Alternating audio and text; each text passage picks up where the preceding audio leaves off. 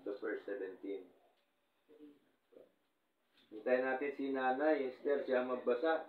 Nanay, kayo pong magbasa po. Pwede po? Chapter 3, verse 16, October 17. Kahit po English, kahit po Tagalog, pwede po. English, Tagalog naman po yan. Opo. 16, saka 16 po, hanggang 17. 16. Opo.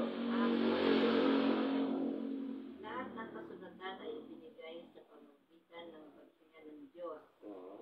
At pinabang para sa doktrina, para sa pagsawan, para sa pagtutuwid, para sa pagsasanay sa katwiran.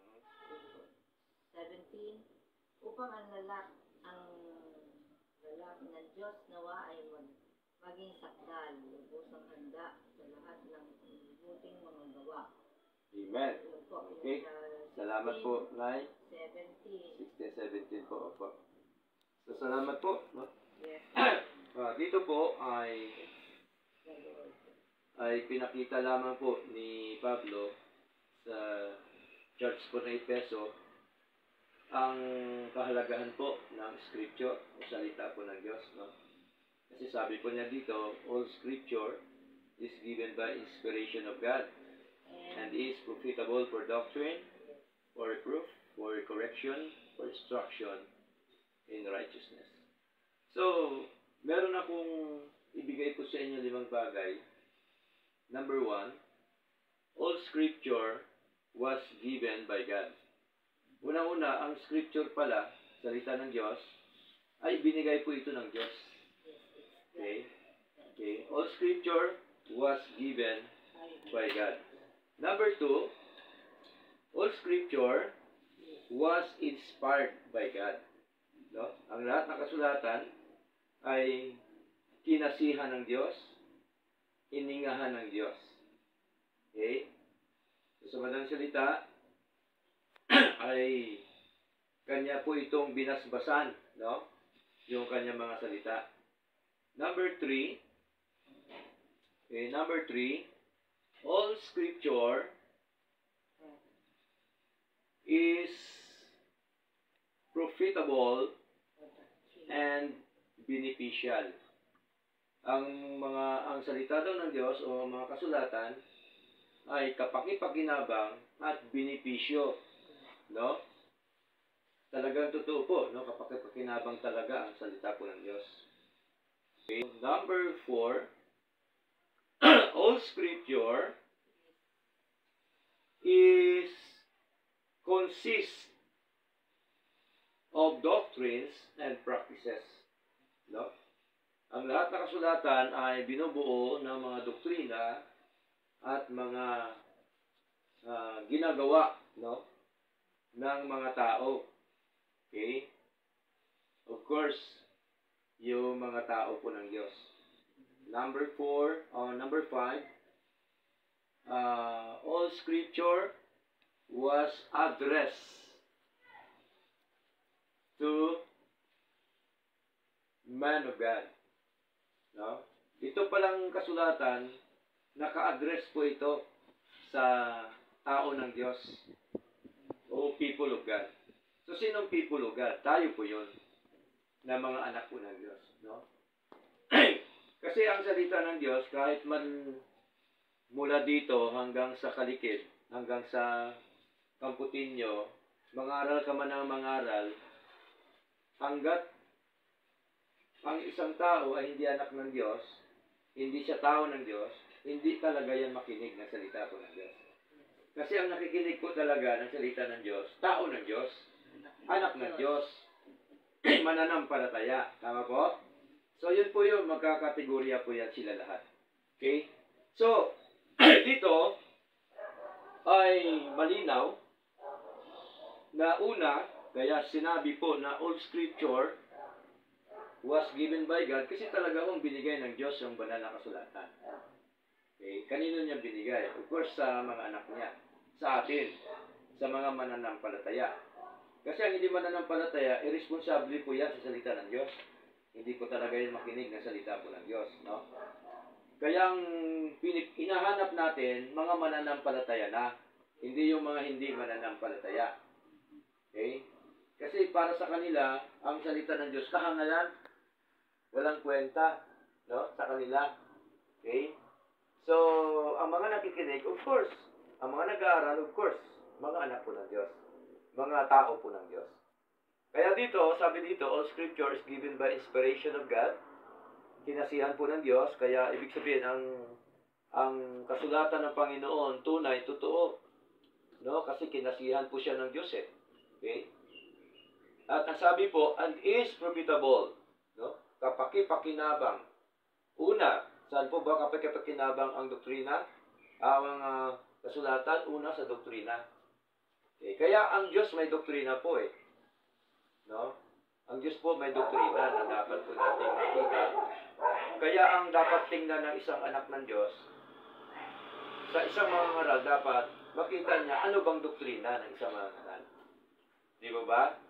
Kasi hindi natin pwedeng sabihin na porque nangangaral tungkol sa Diyos, tama ng doktrina. Madali lang po kasi sabihin eh. Madali lang nilang banggitin itong Panginoon. And yet, pagka tinitingnan natin ang doktrina, binabase natin sa salita ng Diyos, hindi naman po tumutugma. No? For example, may mga ngaral po ngayon na ang sabi nila sa doktrina doon dito sila, pero ang tinuturo, si Kristo, hindi Diyos. Tama po, nakuha niyo ba ang ibig sabihin? Pero Biblia din po hawak doon. No? Kristo din ang pinapangaral. Ang problema, ang aral nila, ang doktrina nila, wala po sa sinasabi ng banal na kasulatan. Okay? Sa banal na kasulatan, wala hong tinuturo si Lord na si Kristo ay hindi Diyos. Ang tinuturo sa Biblia, si Kristo ay nagkatawang tao. Hindi lamang siya nakatawang tao, kundi siya rin po ay Diyos. Anak ng Diyos, o siya po ay Diyos. Okay? Naniniwala po ba tayo na si Kristo ay Diyos? Opo, di ba? Maraming talata sa Biblia na nagpapatunay na si Kristo po ay Diyos. No? At marami na nagpapatunay sa Biblia na si Kristo nagkatawang tao. Di ba? So, ibig ko lamang po sabihin, ang tunay na doktrina dapat hindi bias. Tama po? Hindi bias. Anong ibig sabihin? Hindi yung sa isang isang talata lang sa Biblia. Andiyan ang ibang talata ay ayaw mong paniwalaan. Di ba? Kaya tuloy, sabi nila, meron ba namang Diyos na nagugutom? Meron, si Kristo. Meron ba naman Diyos na natutulog? Yes, si Kristo natutulog. Siya. Diba? So, malinaw po, napakaraming talata sa Biblia. Kaya pagka hindi mo alam ang tunay na doktrina ng Panginoon, may tendency po na madaya po tayo. Tama po? May tendency po na madala tayo sa mga maling paniniwala, maligaw po tayo, maakit tayo sa mga matatamis na kanilang mga pananalita. Opo. So, importante po yung doktrina ng ating Panginoon. Okay.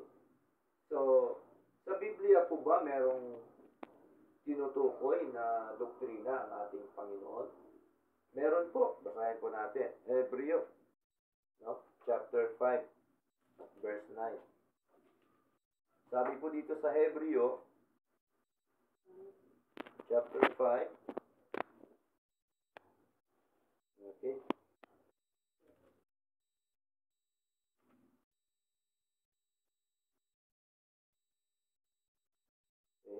Ay, sorry po. Titus po pala, no? Sorry po. Titus po. Chapter 2. Verse 10. No? Titus chapter 2 verse 10. Sabi dito sa wikang Tagalog, hindi nanguumit, kundi ipinapakita ang lahat ng mabuting katapatan upang magayakan nila ang doktrina ng Diyos na ating tagapagligtas sa lahat ng mga bagay. So, sa madaling salita, meron po talaga doktrina yung ating Diyos. Okay? So, palagay po ba ninyo, meron din po bang doktrina ang Diablo? Meron din po siyang doktrina eh. No? Opo. No? Meron din pong doktrina ang Diablo, no? Kaya mag-ingat tayo kasi meron din palang doktrina ang Diablo. Basahin po natin. 1 Timothy chapter 4 verse 1, no? Up to verse 2. Okay? 1 Timothy chapter 4 verse 1 up to verse 2, sabi dito, ngayon, ang Espiritu ay nagsasalita ng malinaw na sa huling mga panahon, ang ilan ay tatalikod mula sa pananampalataya. Tingnan niyo po may mga tatalikod pa pala, no? Nasa pananampalataya na, pero may mga tatalikod pa po sa Lord. Magbibigay pansin, no? Sa mapaninglang na mga espiritu at mga doktrina ng mga Diablo. So, meron palang doktrina ang mga Diablo, no? Ano po yung doktrina nila? Verse 2, nagsasalita ng mga kasinungalingan sa pagpapaimbabaw, no? Na ang kanilang budi ay napasok ng mainit na bakal. So, ang kanilang doktrina, puro po yan kasinungalingan. Pag sabing kasinungalingan, ibig sabihin laban doon sa mga salita po ng Diyos.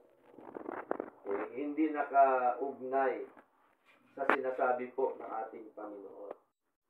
Okay? So, marami po mga reliyon po ngayon na napakalalaking mga reliyon, ngunit pagka atin pong ugatin o siyasatin ang mga aral, doktrina, marami po mga hindi tugma, no, sa mga salita ng ating Diyos na buhay. Okay? Yung sinasabi ko lang na ang doktrina nila si Kristo hindi Diyos, wala naman sa Biblia na si Kristo hindi Diyos. Kasi sabi ko nga sa kanila, kung may nabasa tayo na si Kristo ay hindi Diyos, sama na kami ron. Tama po? Wala po Okay? Kaya, tuloy, ang mga reliyon ngayon, nagkaroon po ng division. Kasi nga po, dahil po talaga yon sa doktrina kung atin po makikita. Okay? At di lamang po doktrina, ang iba naman, ang motibo ay para po yumaman. No? Marami po yan. Para po maging maganda ang buhay. No? Marami po yan Okay? So, sa tunay at totoong naglilingkod sa Lord, hindi mo po yan dapat iisipin. Ang inisip po natin, yung nais at ang kalooban ng Panginoon at ang kapakanan ng church ng ating Panginoon. No? Kasi kung blessing ang pag-usapan, si Lord, sa Kanya na po lahat Diba? So, hindi na natin kailangan, no? Kaya nga, sabi sa Psalms chapter 23, verse 1, the Lord is my shepherd, I shall not want. Hindi na tayo kailangan. Bakit? Ang lahat na bagay sa Lord Siya ang source ng lahat ng mga bagay. So, ang gagawin lang natin, sumunod sa Panginoon. And then, to follow po yan, mga blessing po. Mga pagkapala po ng ating Panginoon. Yun po ang ating pinanghawakang aral po. No? Doktrina sa ating Panginoon. Kaya meron pong doktrina ang Diablo. Okay? Pero, hindi lamang po doktrina ng Diablo, meron din pong doktrina ang tao. O, tingnan niyo pa, basahin po natin. No? Sa Matthew chapter 15. Okay? Kaya mag-ingat po tayo. No? Ano naman ang mga doktrina ng tao? Basahin po natin. Matthew chapter 15. Verse 7. Up to verse 9. Okay. Nabasa niyo po ba, Nay? Sige po. 7 to 9 po, Nay. Sige po. Opo. 15 ano? Opo. Iba yung pala. 15. Opo. Page 50 po. Ito nga. Sabi niya dito, Matthew 15, Verse 7. 7, sabi dito, kayong mga mapagpaimbabaw, Mm-hmm. mabuti ang ginawa ni Isaiah sa paghula sa inyo, Mm-hmm. na sinasabing ang bayang ito ay lumalapit sa akin sa kanilang bibig, Mm-hmm. at iginagalang akong kanilang ng mga labi. Mm-hmm. Datapwat ang kanilang puso ay malayo sa akin. Mm-hmm. Datapwat sa walang kabuluhan, sila ay sumasamba sa akin, na itinuturo bilang mga doktrina ang mga kautusan ng mga tao. Amen. At tinawag niya ang karamihan. 9 lang po, Nay. Ay, 9. Opo. Salamat po, Nay. Tinawag niya ang... So dito malinaw na may mga nagtuturo bilang doktrina ang mga kautusan ng mga tao. So ang ginagawa ng doktrina, yung utos ng tao. Diba ba? Kaya malinaw dito sa verse 7, kayong mga mapagpaimbabaw. No? Mabuti ang ginawa ni Isaiah na panghula sa inyo na sinasabi, ang bayang ito ay lumalapit sa akin sa kanilang bibig at iginagalang ako sa kanilang mga labi. Ito po yung mga tao na nagbabanggit din ng Panginoon. Tama po? Ito po yung mga tao na ginagalang din nila ang Diyos. Pero, sabi dito, datapwat ang kanilang puso ay malayo sa akin. So, mahalaga pala ang puso ng tao malapit sa Lord. Okay? Ayaw ni Lord na ang puso ng isang tao malayo sa Kanya. Kaya verse 9, datapwat sa walang kabuluhan sila ay sumasamba sa akin. Ibig sabihin, hindi ho sapat na tawagin mo lang ang Diyos sa bibig mo. Tama po? Hindi sapat na ang Diyos sa isip mo lang. No? Ang gusto ni Lord, ang Diyos na sa puso natin. Basta kasi sa puso natin ang Diyos, na ginagawa natin ang kalooban po ng Panginoon. Kaya sabi ni Lord, datapwat sa walang kabuluhan sila, ay sumasamba sa akin na itinuturo bilang mga doktrina ang mga utos ng mga tao. Di po ba ang tao pagka niyayaya mo sa simbahan? Hindi, okay na yan. Alam naman na ng Diyos yan eh. Tinatawag ko naman siya eh. Diba? Pero ang problema, hindi nila ginagawa yung nais at ang kalooban po ng ating Panginoon. At bakit po ba natin ginagawa ito? Kasi ang puso natin ay talaga pong bukas sa ating Panginoong Diyos. Kaya napaka-importante po ang mga bagay na ito. Kaya ang doktrina mahalaga sa atin. Doktrina po ng Diyos. Hindi mahalaga sa atin doktrina ng diablo, hindi mahalaga sa atin doktrina ng tao, ang mahalaga sa atin yung doktrina ng Diyos. Pag sabing doktrina, yung mga katuruan ng ating Panginoong Diyos na buhay. Kaya balik tayo sa 2 Timothy chapter 3, verse 16, no? Sa wikang Tagalog, lahat ng kasulatan ay binigay ng Diyos o ibinigay sa pagitan ng paghinga ng Diyos at kapakipakinabang para sa doktrina. Kaya ang Biblia, salita ng Diyos, kapakipakinabang talaga sa doktrina. Saan pa siya kapakipakinabang? Para sa pagsaway. No? Sinasaway tayo ng mga salita po ng Diyos. Kasi tayo bilang tao ay hindi may iwasan minsan, no? Nakasala pa tayo, nakapag-isip tayo na hindi maganda, nakapagsalita po tayo na hindi tama. Okay? Kaya tayo po ay sinasaway. Kaya mahalagang salita ng Diyos. Ano pa? Para sa pagtutuwid. No? Ang kasulatan pala, para sa pagtutuwid. Tinutuwid ito yung anak ng Diyos. Kasi maraming anak ng Diyos pasaway, no? tinutuwid po ito ni Lord. Okay? Na kahit minsan alam na bawal o ayaw ni Lord, minsan maraming Kristiyano na sumusuway pa rin. Okay? Kaya tinutuwid po na mga salita ng Diyos. Ano pa? Para sa pagsasanay sa katwiran. Kaya tayo nag-aaralan para masanay tayo sa katwiran po ng ating Panginoon. Mahalaga po. No? Verse 17. No? Upang ang lalaki ng Diyos, pero sa English yun, maganda.